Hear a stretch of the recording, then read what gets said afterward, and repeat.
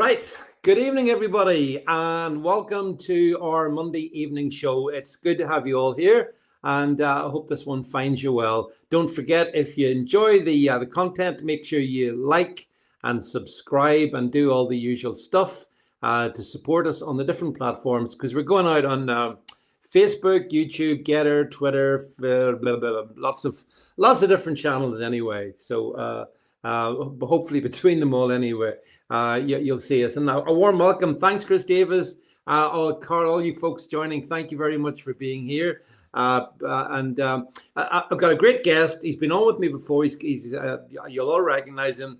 And I think you'll find the conversation really interesting. Before we get to the topic I want to talk about with our special guest tonight, there's just one thing I wanted to touch on just very briefly. And it's this. In the last couple of weeks, I found myself writing articles about how in Italy, Melania is planning to ban the burqa and the niqab and all face coverings from the public square in Italy. And same's happened in Denmark. And just the other day, if you want to see our Substack where all the stuff is, scan the QR code there and it'll take you straight to Substack. And here's the thing, look. So, I could just read the countries off. That's not just France. It's not just Denmark. It's not just Italy. It's not just Portugal. Across the European, hi Sheila, across the European countries, and we are Europeans. We're not in the EU. Well, we sort of half are. But they're banning these Islamic garbs, right? For various reasons, mostly to do with things like safety and whatnot, but not in the UK. And it just dawned on me, I was thinking to myself today, it's going to take a miracle to ban these face coverings in the UK. Why is that? Why will the UK not do this?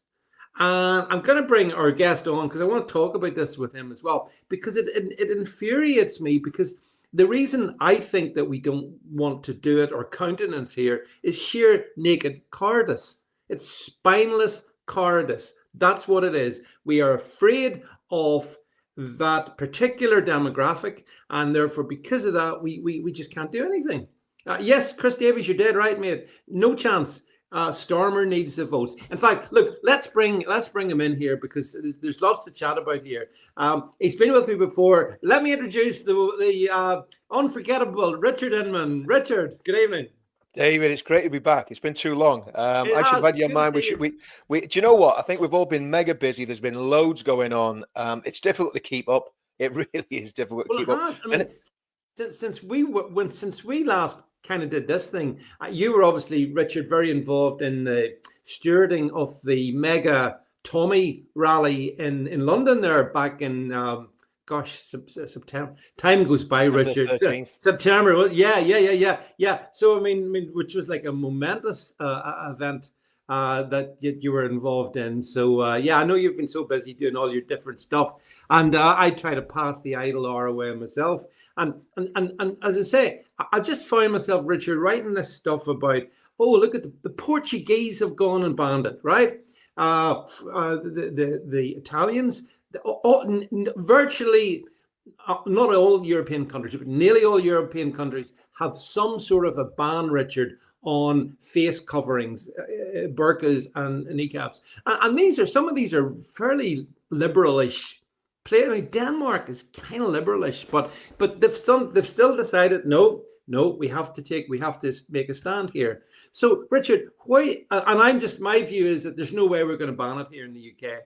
And I'm not even sure if a reform government gets in, if they would. I know that, to be fair, Sarah Potion has stood and told Stormer that he should ban it. So I don't want to be unfair, but if you take Labour, Conservatives, don't do it, Richard. Why is that? Tell us. Well, I mean, I think you said it in your intro, David. It is 100% cowardice. But here's the thing about it, David. The reality is it's moving deck chairs on the Titanic, because it's a lot more fundamental than banning the burqa. That's one. There's things that could be done overnight that would get rid of the jihadists, that would get rid of the extremists overnight. You ban halal food straight away. You just ban it straight away. Yeah. You start arresting people for polygamy. straight away. You're in a polygamous marriage. The brides get extradited to Pakistan, and the polygamists get put in prison. You really crack down on the grooming gangs, because they're not. Then listen, there's nothing been done. There's a lot of talk, but there's nothing been done. We know there's still grooming going on up and down this country. We know it's happening. It's got worse with the people in the migrant hotels. We know that. The government's even telling us that. So there's things that could be done. Extremist mosques closed down. And I'm a freedom of religion guy, right? You know, we know what that's all about. We know about the Reformation. We know what happens when we clamp down on religion. But I don't see Islam as a religion. I see it as a political, ideological cult. It is not a religion in the traditional sense of the word, like Buddhism or even Hinduism or Sikhism or Christianity or Judaism. It is not like that. It's something completely different. And it's got to be treated in a different way because it is different. And the reality is that none of these so-called political leaders, except I would say there's two. One of them's half Pakistani and the other one's Nick Tenkoni. I would say the only two political leaders in the UK that would do anything about this is Ben Habib and Nick Tenkoni. Nick's got no chance. There's more chance of having a snowball fight in hell than basically Nick Tenkoni becoming prime minister. So to me, we need a leader that will stand up and do something about this stuff, David. And that's where the problem is. There is no leadership in the UK. Look at this that's happening and I know I'm going off on a tangent straight away, but look at this that's happening in Birmingham. This is a threat to national security when you've got an MP in Birmingham who is using all sorts of sniveling excuses to stop Jewish people coming and watching an Israeli football team playing in the second city of our country. And it's all gone. Have you noticed, David? It's all gone quiet. It was all over the news last week. All of a sudden, it's like, you can see the tumbleweed blowing across the western town. Well, I mean, total silence, radio silence. There's a lot of stuff you said there, so let's just tiptoe back through some of that. First of all, of course, you're so right in what you say, and I totally get it that banning burqas and niqabs is not going to in itself do much other than send a signal. But I do agree, Richard, banning halal meat. I mean, one of the biggest articles I've written on Substack was saying it's barbaric. We shouldn't have it in the country. But polygamy, you mentioned polygamy. Did you see, Richard, that the Manchester synagogue attacker guy, he had, did you see 3 wives? 3 wives. And I'm one to contend with having 3. I mean, in one way, he deserves all he got. But is it illegal in the UK? Are you trying to say anyone who had 3 wives would have suicidal tendencies? Is that what you're saying? No wonder he wanted to die. But I mean, no, which he did happily. Death by cop, it was like they used to do it in America, didn't they? Death by cop, Yeah, but the thing is that this guy, he's not the only one. There's a, and Richard, it's like, we talk about, I talk a lot about the importance of defending British values. Well, sorry, polygamy isn't a British value. Chris Davey says Mrs. Vance deserves a medal. I'll tell her you said that, Chris. All our wives deserve medals. Oh yeah, they all do. God love them. But polygamy is not a British value. Marrying your first cousin in these times is not a British value. Now, I know it happened in the past, but not in these times. A long time ago. A long time ago, right? It's amazing when cousin marriage was outlawed. All of a sudden, the IQ of the average Brit went through the roof. Apart from maybe in Hartlepool. Yeah, but did you know that Queen Victoria married her first cousin? Well, they're all like that, them lot, aren't they? That's I'm just saying. The aristocracy is known for being inbred degenerates, aren't they? So I mean, let's get it right. That's the way they kept the power. They married. That's maybe why Charles is so fond of the Islamic faith. It's maybe he fancies a bit of polygamy. He's getting a bit sick of Camilla, and he wants to plough other furrows. I don't know. Well, I just and the final thing before we get on to the main topic I wanted to mention is just kind of on this theme though. That did you see the story that broke today as well? You mentioned the grooming gangs, Richard, which are kind of everywhere really, but there's one notable exception where there's been no grooming gangs really found, and that just happens to be the capital. Londonistan, yeah, Richard. And I see people are asking. It's great to see people, asking questions, continuing to ask questions of Sadiq Khan. Just what has he been covering up? And whenever the Conservative leader on the London Council, Susan Hall, who's a nice enough lady, I know Susan. Whenever she's asked him questions about grooming gangs, his response is to say, "Well, what's a grooming gang?" Because he's playing word games, right? So, do you think, Richard, that I'm sure you do think that London has grooming gangs, and could it be the biggest grooming gang scandal of them all? What do you think? Well, how many Pakistanis are in London? And I know that sounds very crass, but that is really the test of where the reality is. Let's get this right. There have been cases in the UK of grooming among different Muslim communities, but a lot of them have been driven by the Pakistani mafia. And what we've got to understand, and this is going to sound racist, but it's not racist. It's a fact. There is a Pakistani mafia operating up and down the country, from Luton to Oxford to Middlesbrough to Bradford to Keighley to Telford to Rotherham to Rochdale, right the way up to Glasgow. So if there's a Pakistani community in London, it's almost certain that it's going on. But here's the thing. In England, it's primarily Pakistani. In Holland, it was primarily Moroccan. In Africa, it's the Fulani. Now, sorry, in West Africa, Nigeria, those areas, where, the what's called the bloody borders of Islam, and you could go right the way through that. And of course, in Pakistan, you've got an even worse problem. You've got the dancing boys in Pakistan, these little 13, 14-year-old boys that are taken, and we know what happens to them. I'm not going to say on the channel because we don't want to get you banned. But the reality is, there is something deeply sick and twisted in that religion. And we've just got to say that. Now, in England, it seems to be primarily a Pakistani problem, but we know it's happened with Bangladeshis, and we know it's happened with Afghans as well. So let's say a Southeast Asian Muslim problem. That's what it is. But the reality is... it's not really, because, I mean, Indian people don't indulge in this. Well, the Muslims would.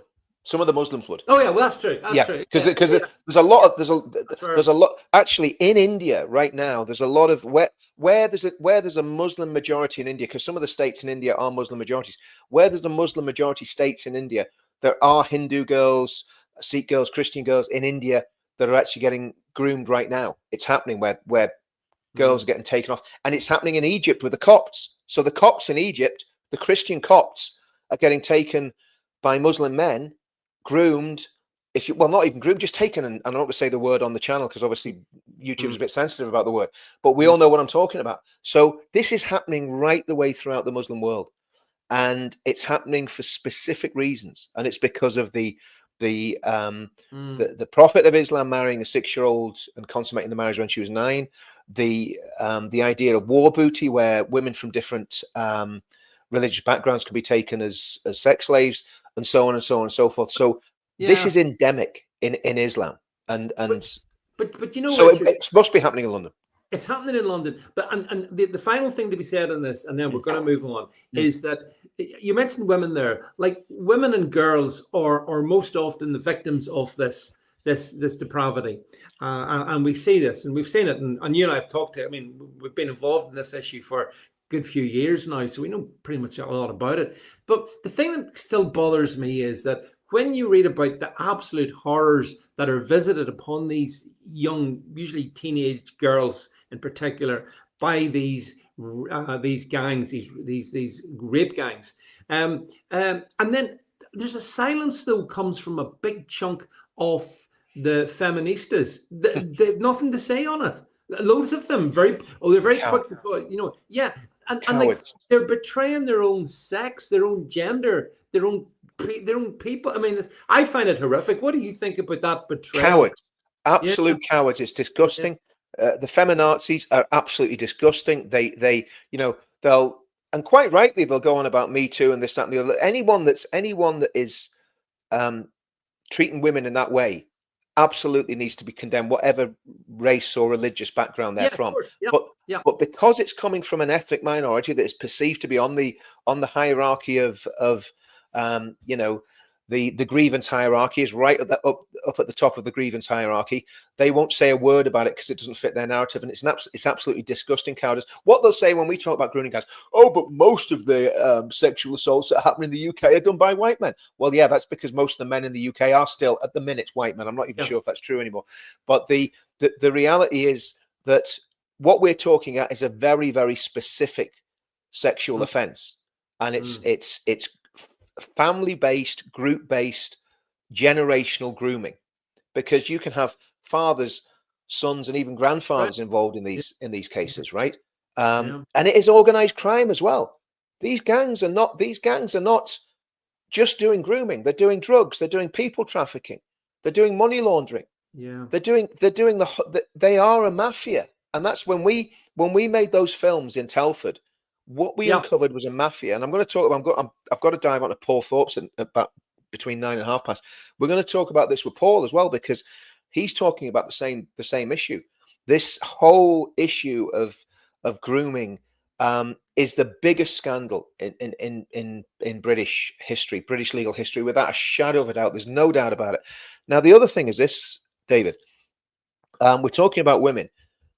One of the things that could actually break this misogynistic, supremacist, ideological cult is the women, the Bangladeshi and Pakistani, predominantly the majority of Muslims in our country are Bangladeshi and Pakistani. Obviously, there's a lot of others coming in from different places now, right? But predominantly that's been the core of it, right? If those women were emancipated and the polygamous marriages were dissolved and those women were set free and were educated and realized the rights that they have, that would completely destroy this vile, disgusting, misogynistic cult, because the men are controlling them with violence, with intimidation, with fear. And that's a fact. So banning the burqa would actually probably go a long way to emancipating those women. Although I do wonder how, like allowing the burqa to continue and introducing digital ID. Now, there's a contradiction you have to wobble your head at. How's that one going to work then? Oh, here's me with my burqa. So therefore, you know who I mean. Ultimately, we summed it up nicely at the beginning, Richard. You've spoken very well on it. It's political cowardice. It's playing to the voter base. It's all of those things and the above. And things are just getting worse, until we find a way to make a massive political change that will enable us to do what even the bloody French have done. I mean, the French have done it, and France has massive problems, mind you, but they've done that. So yeah. Anyway, Richard, I want to bring it back to now. Richard and I were having a chat as we do off air in the past week, and Richard came up with something which I thought really interested me, because I mean, being a far right extremist conspiracy theorist as I am, or some people would have you believe, I'm always a bit suspicious of government. In fact, I'm very suspicious of government. But actually, I'm quite naive, and the reason I'm quite naive. Well, Richard's going to explain to you. We got onto the topic, Richard, didn't we, about this whole government sort of anti-terrorist strategy that they have, which has been a massive failure, by the way, massive failure. Let's see if we get some advanced UK fans in the stream here. Hello, Advance, join Advance and vote Advance. I just see now there. So Advance is going to take over Northern Ireland, David. It's going to take over Northern Ireland. It's going to. It's just a trigger. Baby steps. Now, Richard, on this, so the government has this thing. It's called the prevent strategy, isn't it? Yeah. And you started to do a little bit of investigation of it. Yeah, and I mean, I'm really over to you. Yeah, sure. So basically, we've got Basil the Great. You know Basil the Great on Twitter. He's got a massive following. I need to do social media, because I look at all these guys and how do you get to have that many followers on Twitter? You know what I mean? But anyway, Basil's got a great following on Twitter, and I saw it. I think it was Basil. There was a tweet. It was Basil or one of the guys put a tweet out, and it was just a snapshot from the Prevent program. And I was like, and I read it. I went, what? So basically, what it was doing, it was basically equating right-wing thinkers and right-wing political activists like us with terrorists. I mean, I'll go through the document. So what I did was I went, okay, let's Google this just to make sure he's got it right, because there was a screenshot. I thought, okay, somebody could have doctored that. And it's not that I doubt Basil, because he's a great guy and he wouldn't do that. But I just thought, I always check my sources, because I'm going to talk about something. Good idea. Yeah. I want to make sure it's absolutely nailed on. So anyway, that opened up a whole can of worms. I mean, not much work got done on, I think, whatever day it was I spoke to you last week, David, not much work got done, because I went down the rabbit hole. And you know what it's like when you go down the rabbit hole, it takes you a long time to come back up for air. So I went down the rabbit hole of Prevent. And there's the links are actually in the document, and I will post the links in my videos after this. Well, actually, I'm going to say something. You might not even want to go on there. They don't take any details off you, but knowing the government, they probably know exactly who it was that was doing the course. So anyway, you can go online and do the Prevent course. And I thought, well, I don't want to do the whole thing because it'll take ages. So it said, have you done Prevent before? And I said yes, which of course I haven't. And I did the refresher. I did the refresher Prevent course, right? Yeah. But that was enough. And what I did was, I'm sure this is quite fine, and the government won't be upset by this. I basically copied and pasted all of the course into a PDF. So we've got the document. But I don't know if Jed can share that up on the screen here. And I'm gonna go to, well, there we go. So I can read that. I've got my glasses on, so that's fine. So basically, this is where it gets straight away. This is where it gets sinister. Okay. So extremism and terrorism. Let's just read what it says. Extremism and terrorism are sometimes used interchangeably. Both pose a threat to people, but they have very distinct definitions. Extremism, now think about this. Extremism is the vocal or active opposition to fundamental British values. I mean, do you know what? When you read this, David, right? It's comical. It's actually it's funny because you'll see how it contradicts itself, okay? So extremism is the vocal or active opposition to fundamental British values, including democracy, the rule of law, individual liberty, and mutual respect and tolerance of different faiths and beliefs. Now, I would actually go as far as to say mutual respect and tolerance of different faiths and beliefs is actually not a British value, because Britain's a Christian country. So I just don't agree that that's a British value, but that's just me. Anyway. Well, actually, Richard, if you check British history for about the last 400 or 500 years, you will see that is most definitely what they're saying. It doesn't sync with history. Well, I mean, you couldn't even be the king or the prime minister if you were Catholic until about 10 years ago, until Tony Blair converted to Catholicism. You know, so Blair's a lot to answer for, but there we go. What turns any type of extremism into terrorism is the belief in using violence to further your cause. Okay, okay. Fair enough.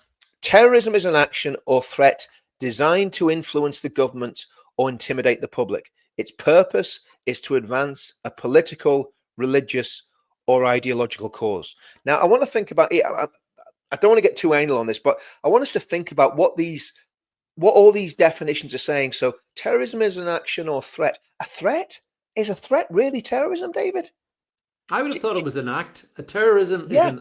That's what I would think. Or a conspiracy to commit an act. But it's, if you threaten to put 10,000 people on the streets, is that terrorism? Surely not.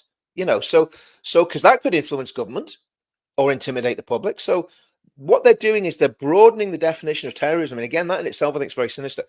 Then it goes on. It's important to remember that not all extremist groups, whether Islamist, extreme. Now, this is the one to really focus in on, folks. Whether Islamist, forget about the Islamist bit. We all know what that is.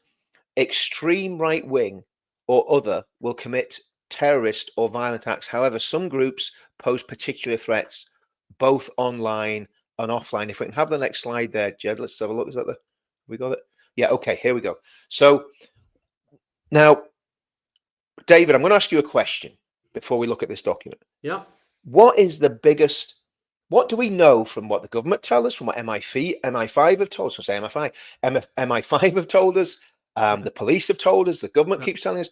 What is the biggest threat in terms of the percentage of people and convictions and radicalized people in the country? What's the biggest threat?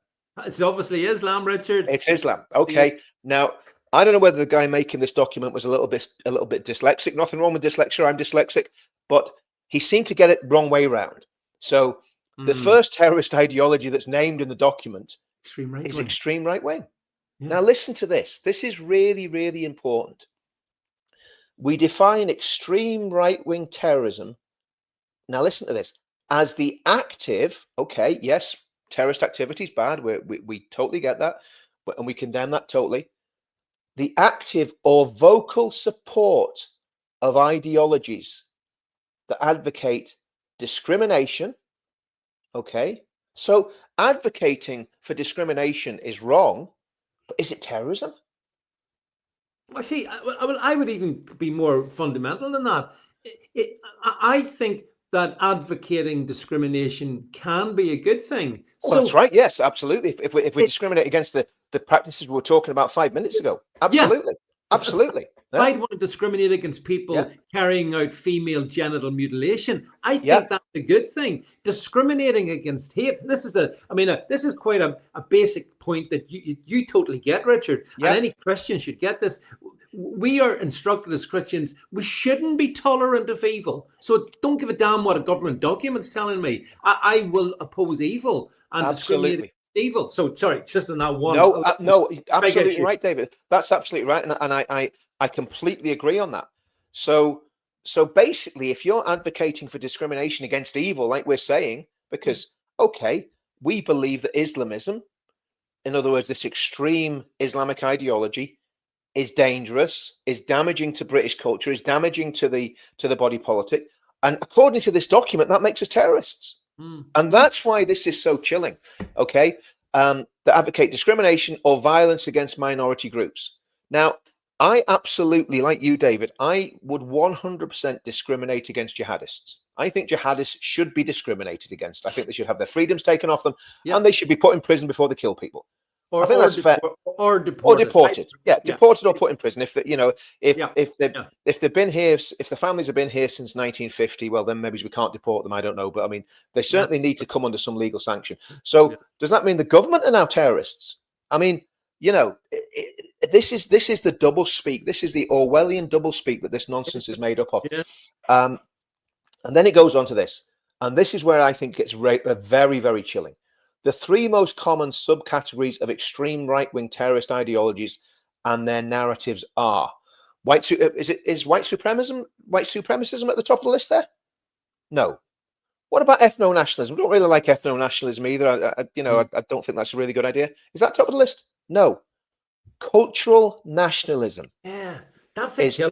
Yeah, is top of the list. Now, I'm sorry. Hands up, guilty. Come and kick my door in, smash my door in, take all my electronic devices away from me. I am a cultural nationalist. Sorry, I'm guilty as charged. We should be. Yeah. Western culture, cultural nationalism believes that Western culture is under threat from mass migration. Is that true? Is that something that we can believe in? And a lack of integration by certain ethnic and cultural groups.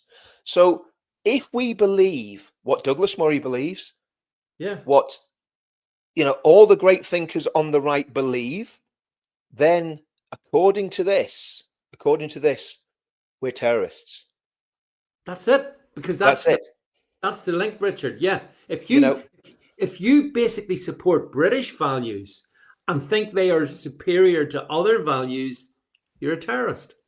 Absolutely by this right. definition. Absolutely right. And I think that's probably one of the most chilling documents I've ever seen produced by the British government, and they've made some absolute stinkers. I mean, the Islamophobia definition being a prime one. I mean, and just imagine, David, if they managed to get that Islamophobia definition through, which they've tweaked it now. The Islamophobia definition, they're not going to talk about Islamophobia. They're going to talk about anti-Muslim hatred. And listen, let's get it right. It's wrong to hate anybody. If you're a Christian, you can't hate anybody. You literally can't. You can hate the ideology, but you can't hate the person. So if the definition is it's wrong to hate Muslims, well, I'm fine with that. It's wrong to hate everybody. It's wrong to hate anybody. It's wrong to hate Catholics. It's wrong to hate Buddhists. It's wrong to hate Jews. Any hate based on a religious ideology is wrong. Yeah. But we must still have the right to hate evil. And I believe the ideology behind that religion is evil, satanic even, without a shadow of a doubt. Yeah. So this is where we're at, David. And I'm looking at that. And then you go down and white ethno-nationalism, white supremacism. But they know that the vast majority of patriotic people in this country are what would be called cultural nationalists. So they have got a catch-all there where they can destroy people's lives, destroy people's careers. I've had this happen to me. The biggest agency in my industry cancelled me after the demo in October last year. Cost me thousands of pounds. They cancelled me because they didn't agree with my values. And there's not a thing you can do about it. No. And that, but Richard, I'm looking at those three categories, and like, there's no doubt about it. It's an outrage to suggest that cultural nationalism, which it almost defines the country. I mean, you actually, it's desirable to have cultural nationalism, but that can lead to, it can be seen as extreme right wing. And then the other two categories there you mentioned, or that mentions, white, the ethno nationalists. I mean, the ethno nationalists aren't my cup of tea, but I think some of them are driven into ethno nationalism because they see how badly they are treated for their cultural nationalism, and I sort of feel a wee bit bad for them. Although, having said that, the groups that you and I have been in London, and the Tommy things, I mean, there's been people of all skill. I mean, all different skin colors. The one thing they have in common is, like us, Richard, a pride, and love of our country. So I don't. That's why I don't go into the ethno nationalism. I don't go into the ethno nationalism, but like you say, I actually do understand it. I understand the idea that, look, I'm an Englishman, right? And you're an Ulsterman. Yep. My wife's an Ulster woman. My children are half English, half Ulsterish, or whatever you want to call it. But the reality is, my family's blood is in the soil in England, or in the fields of France, or anywhere that wars happened for the past 400 or 500 years. I am ethnically English, right? Of course, yeah. Now, I don't wear that as a badge. I'm very proud of being English. I don't discriminate against people who aren't white English.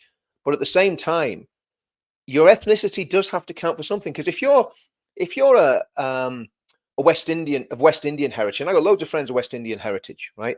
One of my best friends in the movement is from West Indian stock. But here's the thing, right?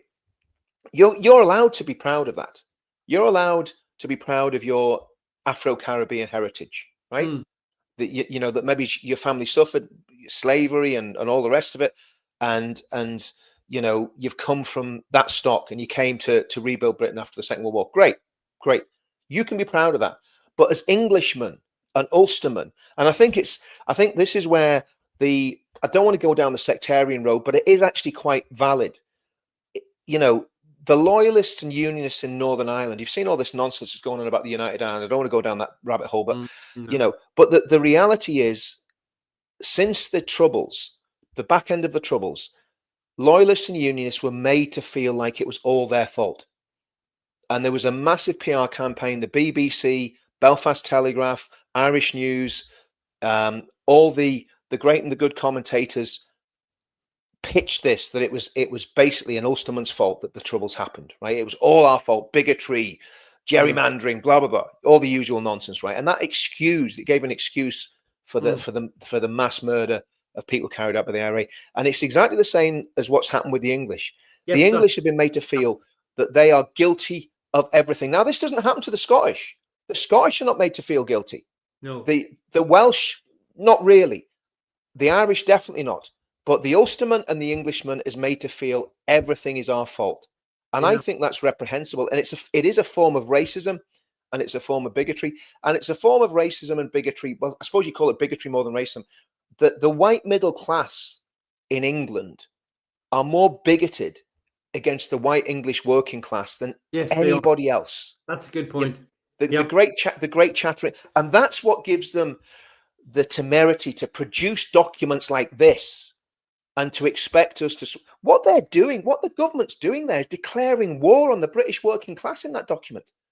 That's what they're doing, David. And I think the British white working class, and it's reprehensible, and it's wrong, and it's evil. And we had a laugh about it when I went through the Prevent course. We're not going to go much into any more document, because there's no point. Just be reading reams and reams of the same old. But it is very, very chilling, because that's what they think of us.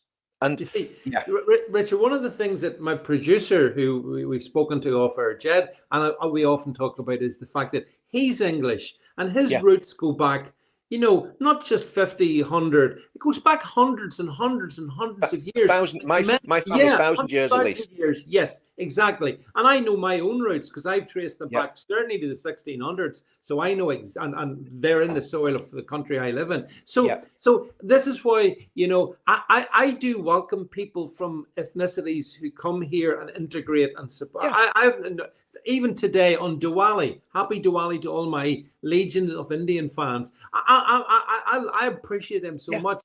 But the thing is that your Englishness, Richard, is in you, and it can't be taken. The fact that you're being penalised for you're guilty of being English in England. Come on, Yeah. how? Because the middle class haters who devise documents like the one you've put up on screen, Richard, they're the self haters. They have been conditioned to hate the stuff that made us great. Actually, if you think about it. I mean, I would say the United Kingdom, because I would love to. Do you know what? I'd like to see United Ireland, David. I'd love to see Ireland join back to the mothership and become part of the United Kingdom again. I think that'd be a great thing. I think it'd be great if we just took because the reality is we're just cousins who are separated by a silly sectarian squabble, But the reality is that you should be proud to be an Ulsterman, because if you look at the sacrifice that Ulstermen made in the First and Second World War, not just the First World War, that's well documented, but in the Second World War as well. You look at people like Paddy Blair Main and look at what that man did, and all the men that fought alongside him. Proud Ulsterman. And I'm proud to be English, because when you look at the inventions that came out of England, you look at the thinking that, and actually if you're Scottish as well, I mean, this if you look at what the Scottish did in the British Empire, do you know what? I'm proud of the British Empire. The United Kingdom itself is this remarkable thing, and it does combine the best of, I think, the four home nations. But as you say, Richard, you're right to point it out, though, the Scots don't get the bad PR. Yeah. The English do, and that here in Northern Ireland we do, and the Welsh, I'm not sure what they get, but Wales has always been kind of in the shadow of England, so it's a bit tricky for them, I suppose. I was going to say something about sheep, but I bit my tongue. No. But I mean, and James Jameson agrees with you. He agrees we should be proud of the empire. And sort of, I am unambiguously. I mean, no empires are perfect, Richard. The British Empire did bad things, but every empire in history does. The current empire in history, there's an empire at the moment. It's called the American Empire. It's been there since 1945. It's done things. It's got things wrong as well. Yeah. No, you're holding people to an impossible standard if you say, look, basically rule the world, but make sure you do everything perfect. It doesn't work like that. It doesn't work like that, because you're dealing with imperfect people. But let's get it right. We exported a legal system. We exported the King James Version of the Bible. We exported Protestant Christianity. The missionary movement did massive, not just gospel preaching work, but it was involved in healthcare. It was involved in helping to create good governance. And even if I remember rightly, the practice that the Hindus had of burning the wife on the funeral. Yes. Yeah, we did.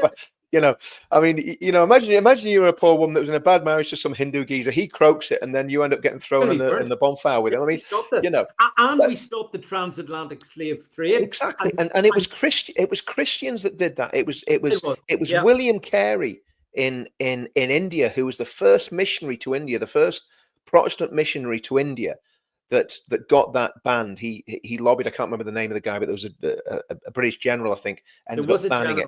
But it was Carey that brought that to his attention. And with the slave trade, it was William Wilberforce who was heavily influenced by John Wesley and George Whitefield. So all of this came out of Protestant evangelical revival Christianity. And that's what made the British Empire great. If we hadn't had that restraint on us, we'd have been like the Spanish Empire, we'd have been like the Roman Empire, we'd have been like the Ottomans. But we had that restraint of Protestant Christianity holding everything together. And you can't even talk about that now, David.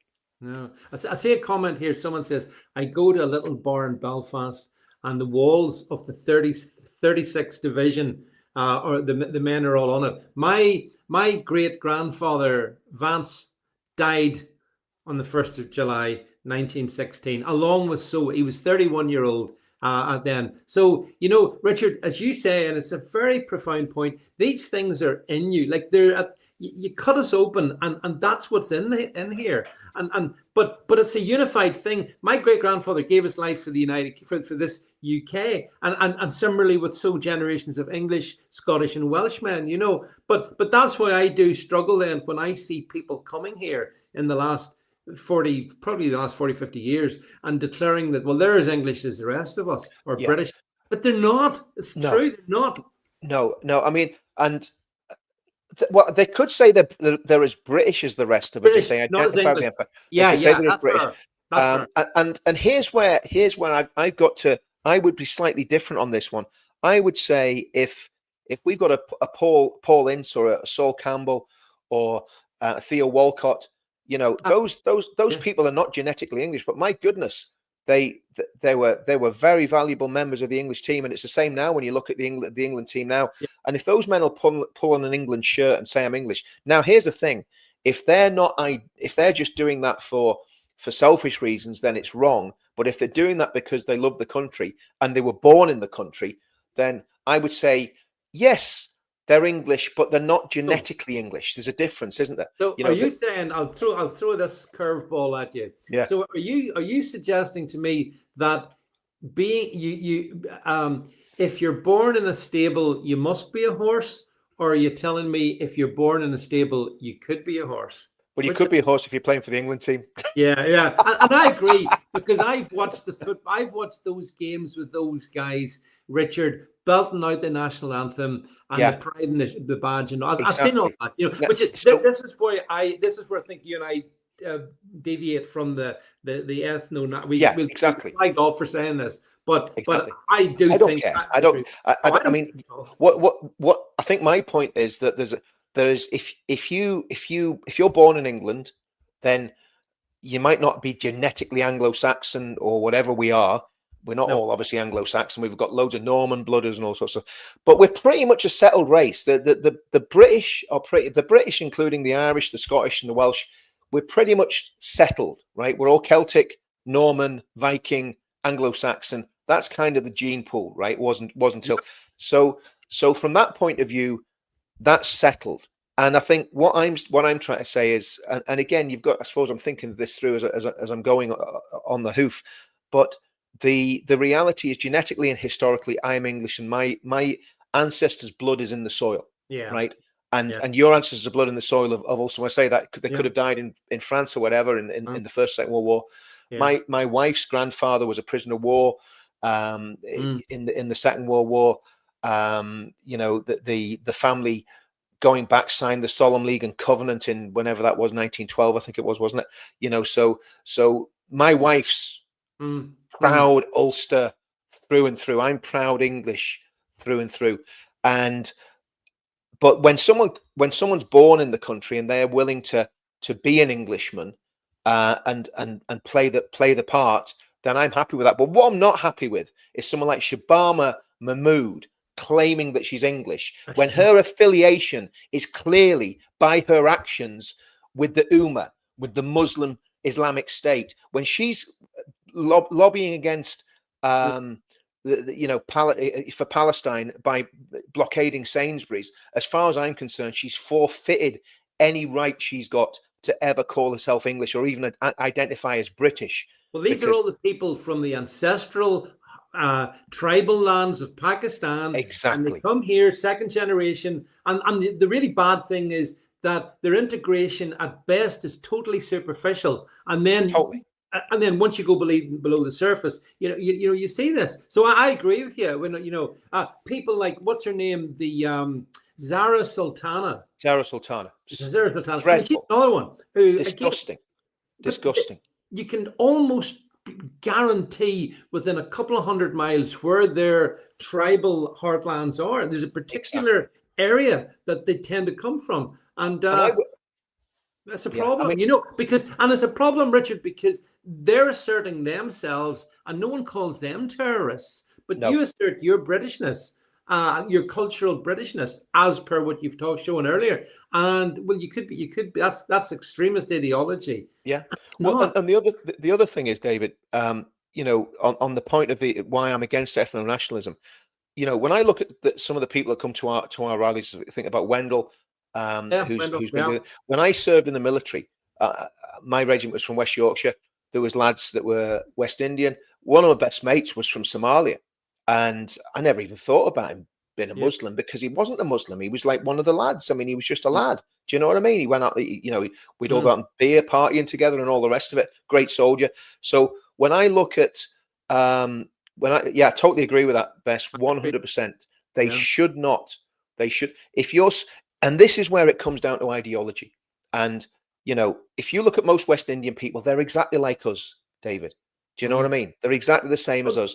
They think the same, they talk the same, with the same sense of humor, with the same sort of banter. That's the way it is. A lot of Indian people are exactly like us as They well. are very much so. Yeah. But Yeah. let's just get it right. It's Islam. Let's just be now, Yeah. not every Muslim, but on the No. whole, No. that's where the problems are coming from. It's not But coming from the West Indians. It's not coming from the Christian Nigerians. no, it's not. No, because they're being slaughtered, and the Yeah, BBC and no one else wants to talk about no them. one's talking about it. Mass slaughter of Christians in Nigeria. Don't even talk about it. But you Yeah, want to talk about when Hamas kill fellow Palestinians, yeah, then well, they don't like to talk about that either, because that's kind of awkward for them at the moment. But I agree with what Beth said, by the way, that if you are wanting to be a member of Parliament, I think that you should, Beth, you should swear in the Bible, or absolutely. just don't sit there. I honestly think it's as basic as that. That's how you protect and retain the ethos, or Christian ethos, Richard. And that'd be very easy to do. That'd be very easy to do. That could be legislated for, but of course, what would happen is you'd have all the equality people jumping up and down, pulling their hair out. Forget about them. Their time's done. Their time's done. We've got to find a way of pulling our country together. And for me, we've got to pull it together with people that are like-minded. Our Jewish friends, our Hindu friends, our Sikh friends, Yep. our Afro-Caribbean friends, our Christian Nigerians. We've got to pull all those people together into our movement. And that's what we've been trying to do from the beginning, is say, right, this is not a sectarian movement. We want everybody in the tent. And people like Shohab and other Muslims who are Muslim really in name only. They're not Quran bashing, polygamizing, child, whatever, cousin marrying, terrorists, right? No, they're not. No, but they're good people.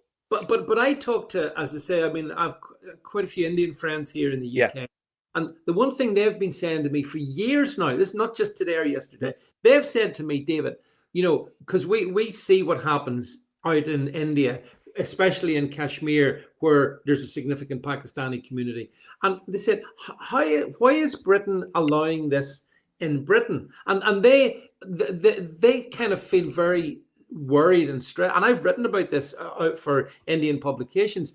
Indian people feel uneasy here in the UK because they see that Islam, Richard, is gaining a dominance that they don't understand, because how can it be so strong if they don't have that many MPs? I mean, at the moment anyway.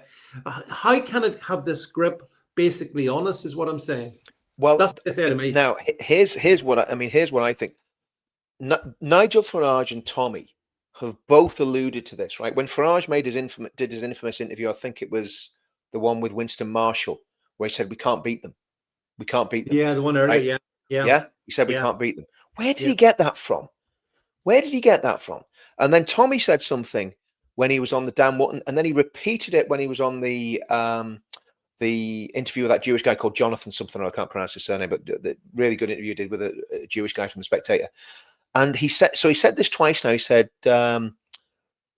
MI6 told the Bishop of Pontefract, there was a meeting mediated by the Bishop of Pontefract between Deobandi leaders and the EDL, right?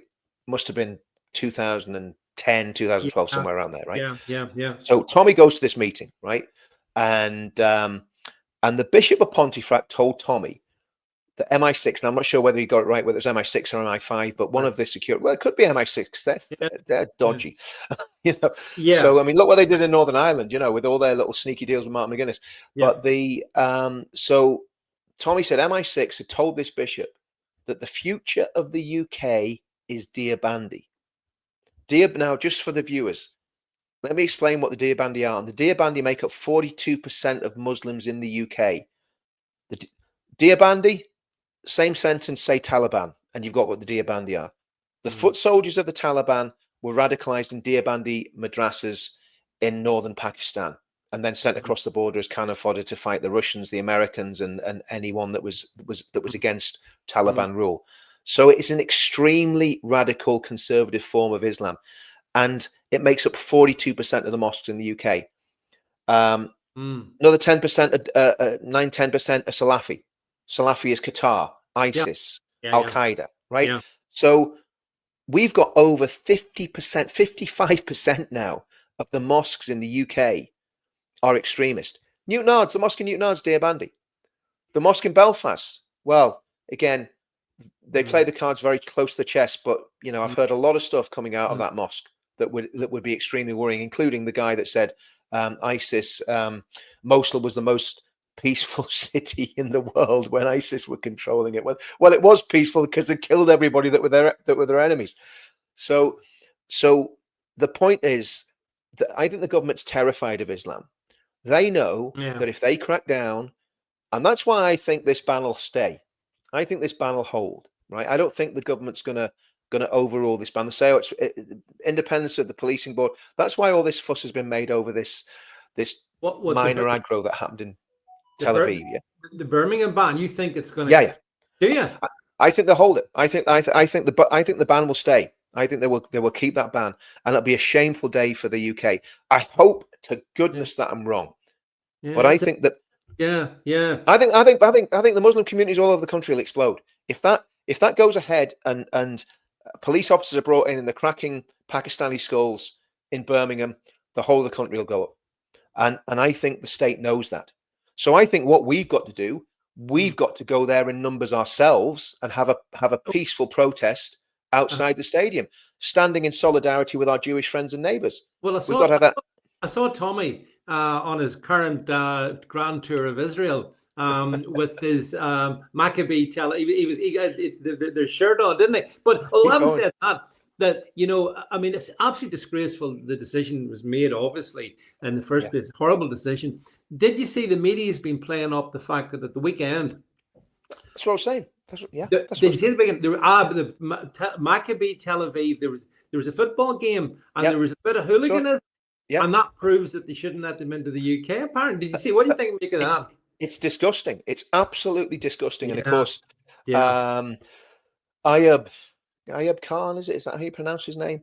Who, incidentally, we've got a photograph of him with the core of our grooming gang suspects in Telford, and the lawyer. I've seen that photo. Ahmed Yaqub is also associated with that with those people that were in our videos, and we were looking very closely at these people, so we know what's got. We obviously, I don't want to get dragged through the court, so I'm going to be very careful what I say. Be careful. Yeah. But all I'm saying is we know that they're known associates of those people, or they've certainly been photographed with them. Well, Yaqub actually worked with two of the people that we were investigating during those documentaries. So that's all I need to say on that. But the question is, David, how deep does that rot go? How deep does that rot go? So if these Islamists are also associated with the grooming gangs and the Pakistani mafia, that means at the flick of a switch, they can turn violence on anytime they want. But it does. I mean, and that's why the government's terrified. And then you factor into that. Yeah, I'm really interested in the fact that you're predicting that, because in my mind I thought, well, Stormers made a song of a dance, a bit of a song and a dance, and a few others have said it as well. So is Labour going to basically give the Birmingham police whatever resources they need so they can police it? Do you think they're going to keep the ban and they won't actually? I think they'll keep the ban. I think they'll kick the can down the road. That's it. And so I think what we've got to do is I think we've got to put 10,000 people into Birmingham. 10,000 patriots into Birmingham, standing up for the Jewish people and standing up against anti-Semitism. That's Okay, what I think we've got to do. can you imagine what it must be like to live in Birmingham and be Jewish? Well, absolutely. Like This that, is the like whole. This is the whole thing, David. This is so sinister. I mean, have people forgotten what happened in the Holocaust? You know, this is how it all happened. This is it. It's like a rerun of 1930s Germany, except it's happening in England. do you And know? as an Englishman, as a proud Englishman, I'm horrified.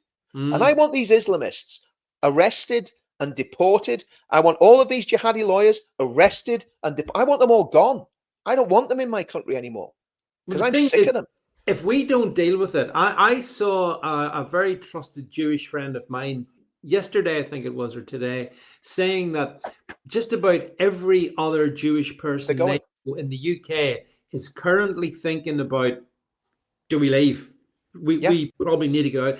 Like that's incredible. That would be something we haven't seen in, oh gosh, in centuries. But yet Cromwell brought the Jews back he to brought England. them back. He did. Oliver Cromwell, and he did it for religious reasons. Again, he did it because John Owen, another Puritan, said the Jews are God's people. God is going to save them at the end of time. We need to look after the Jews to hasten the millennium. They brought them back to England because they believed that the Jews were a part of biblical prophecy, which of course I believe that 100% as well. I've studied it for years. So the reality is what we're doing is we're getting rid of talented actors, lawyers, doctors, scientists, engineers, successful businessmen, people who have contributed immeasurably to society, and we're replacing them with Abdul, Muhammad, and Aisha from Kashmir and the Northwest frontier. And I'm sorry, that's not a good deal. That's not a good deal for me. Oh, not just them, but also Palestinians. We'll be getting some of these Palestinian wretches from the Gaza we Strip don't want as well. any. None of them welcome. No, I don't want a single Palestinian in my country. No, don't want any of them. They're crazy people. Although there's a really good point I just saw somebody make, and it's this, Richard, as well, that apparently the international football teams, or English team, for example, is taking the knee. They're going to take the knee again to racism. And yeah, there it is. A good point. And why are footballers taking the knee against racism, yet some people are banning people from a different country using safety concerns to hide? He's right. I mean, that is such a bloody irony that you couldn't make incredible. it up. I mean, Gary Neville. Where's Gary Neville now? Where's Gary Neville? Come on, Gary. This is. Come on, son. This is you never shone as an England player, but this is your chance to shine now, Gary. Let's have it. Let's have you taking a stand for our Jewish neighbours because they're being discriminated against by some savages that shouldn't even be in this country. I'm so angry about this, David. You've been in those huge crowds in London at the Tory rallies, and I've been in some of them myself. And the thing I love, probably the thing I like most was all the flags, the Union flags, the Northern Ireland flags, Scottish flags, Irish flags, the Irish flag. Yeah, but I love that, and I'm wondering, how can it be that Gary Neville takes a pride in the fact that according to him, none of the building projects he's done in Manchester has a flag on them. He basically seems to suggest that the Union flag, the Union Jack, is racist. How far gone do you have to be, Richard? Do you know what? Is it any wonder that these players, I mean, the only player out of that lot that played at the time that Neville was playing, that really played for the shirt, in my opinion, was possibly Rooney, but he was a bit hot-headed. But Beckham, right? Beckham played his heart out every single match. He played his heart out. See, the rest of them just shows why they never won anything, because they were treacherous, treasonous little dogs.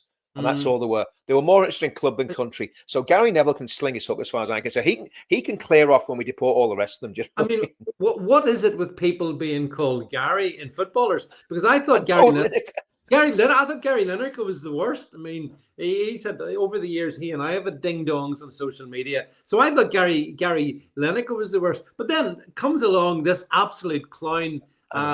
And not only that, but I mean, he's based in Manchester, and this synagogue attack was in Manchester, and he showed zero. He couldn't talk about reading the room, Richard. He couldn't read anything. Guy's so stupid. Yeah. Yeah, I yeah, mean, the thing is about footballers, David. I mean, the truth of the matter is, yeah, a lot of them come from working class backgrounds. I'm sure Gary Neville's from quite humble beginnings. But listen, as soon as they get to the club and they show talent, it was a great football. You can't knock him. But the reality is, as soon as they get to the club and they're showing great talent, they are treated like little pampered princes right the way through their careers until they're about 40 years old. They're earning mega bucks. They can have anything they want. Nobody's ever questioning them. It's like Paul Thorpe said it. He says, "Do you know what they're like?" He says, "These footballers, they're like really good-looking women. They never have a difficulty in life. They're just treated like yeah. something special all the time." And it's true. That's what these people are like, pampered princesses. It's embarrassing.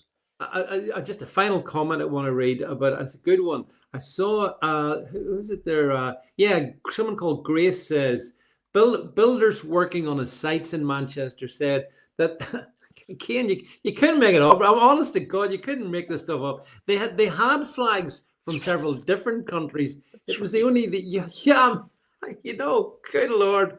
That's what do you say? Other than that, what a contemptible human being Gary. Oh, I think he got a bit of a backlash for it, so that was good. But I mean, but you know what, David? We need to get power with, the only way there's two ways we're going to do this, right? One is a spiritual awakening and revival, right? And yeah, I genuinely believe that, because that changes everything. Because mm, abortion laws, euthanasia, all yeah, that stuff would go. If there was a Christian revival in the country, people would be voting on those grounds, and a lot of Muslims would get converted and would get set free. And that's what we need to be looking for. I do not hate Muslims at all.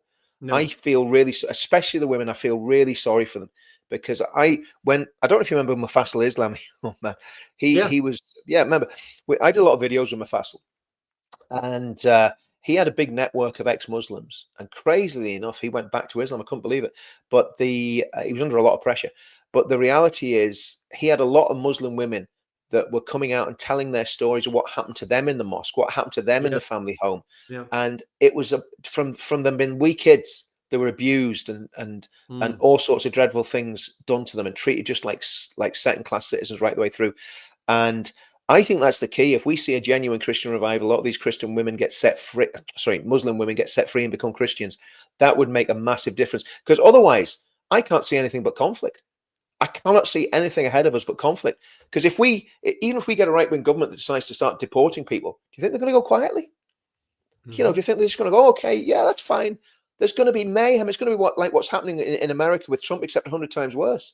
So, but it has to be done. It has to be done. it does have to be done. And actually, one of the simplest things that we could achieve it is something you mentioned at the very beginning almost was that if you banned halal, what are they going to do then? I mean, we're Yeah, not we're not saying you're not welcome here. We're just saying, us British look after our animals, and we're not going through that form of non-stun slaughter. We're not going to yeah. tolerate it.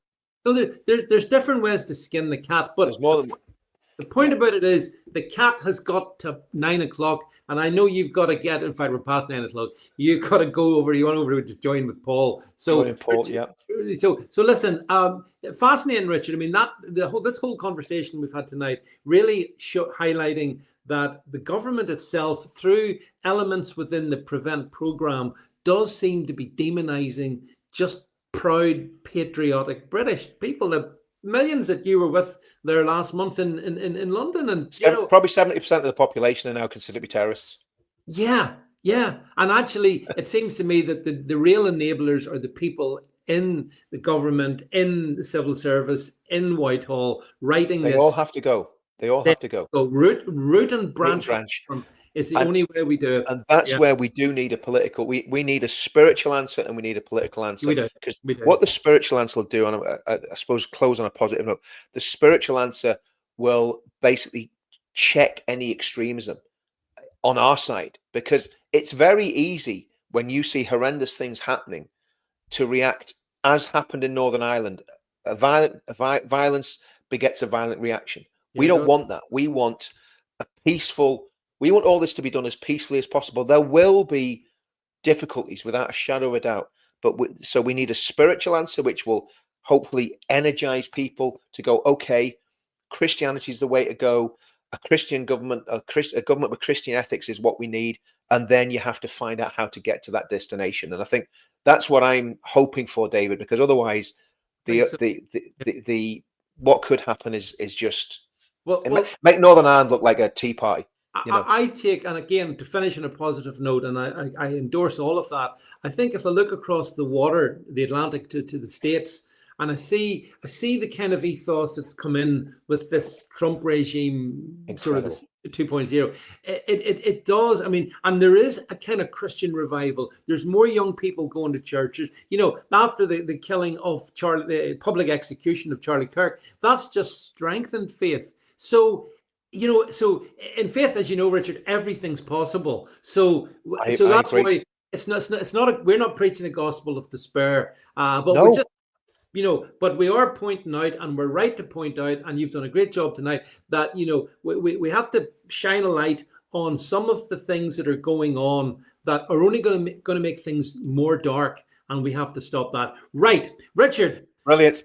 Time goes too fast. Thanks for coming on the show. Good to see you. I'm sure we'll be speaking soon. Absolutely. That's Richard and myself for tonight. I'll be back Thursday night in my usual live. See you then, folks. See you soon, folks. See you soon. Bye now. Bye-bye.